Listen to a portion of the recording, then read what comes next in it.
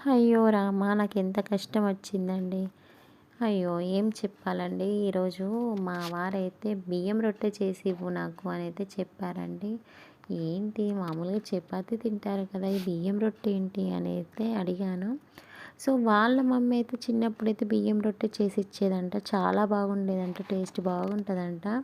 So, ఈరోజు నువ్వు try చెయ్యి నా కోసం అనైతే అన్నారు. ఓకే. బట్ ట్రై చేస్తాను.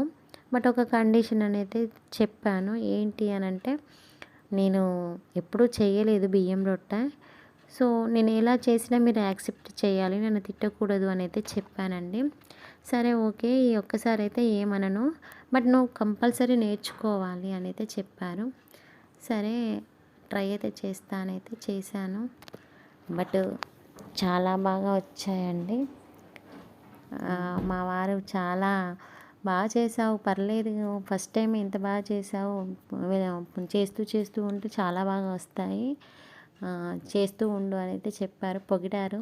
ఇక పొగిడితే మనం పడిపోతాం కదా, ఫుల్గా ఎంజాయ్ చేశా.